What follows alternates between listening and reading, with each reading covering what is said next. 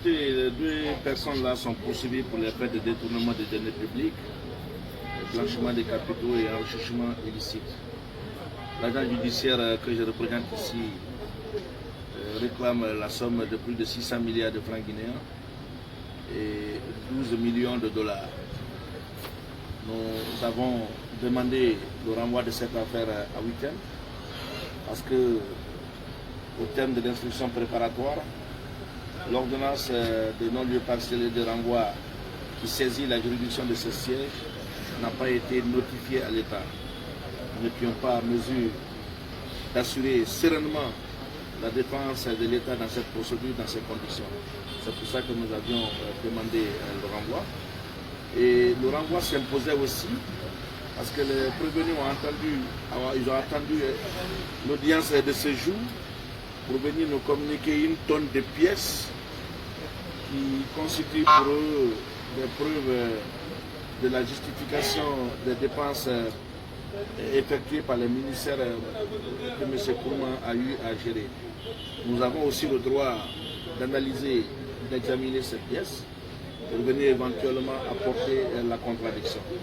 C'est pour ça que nous avions soumis la demande de renvoi qui a été traitée et décidée par la Cour de renvoyer l'affaire à week-end. À week-end, nous viendrons fin prêt à aborder ce dossier, démontrer l'existence suffisante des infractions poursuivies et réclamer ces sommes qu'on doit à l'État, qu'on doit au peuple de Guinée et qu'on doit rembourser au peuple de Guinée, qu'on doit utiliser pour le bien-être du peuple de Guinée. Qu'en est-il de l'ex... Principalement intéresse le ministère public. Nous sommes partis civils, nous poursuivons nos intérêts civils.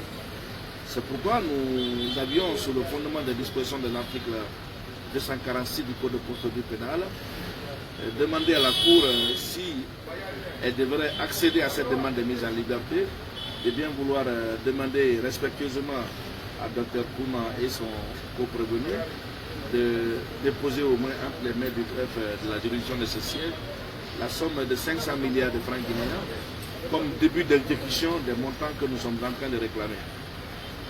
Qu'en est-il de l'expiration du mandat de dépôt que la défense dénonce? Cette question, elle est inopportune. Elle n'a pas été posée au bon endroit. C'est une question qui a été déjà débattue devant une autre juridiction. Et cette procédure a connu son épilogue devant la Cour suprême, qui a cassé l'arrêt de mise en liberté dont M. Kourma a bénéficié. Donc ici, sa défense a été très claire. C'est une demande de mise en liberté qu'elle a soumise. Et malheureusement, la Cour n'a pas accédé à cette demande. Nous aurions bien voulu que la Cour demande à M. Kourma de nous déposer au moins 500 milliards de francs guinéens, le temps de soulager la douleur du peuple de Guinée, et soulager la douleur, la souffrance de l'État guinéen qui a trop souffert pendant ces dernières années. Merci beaucoup. Merci.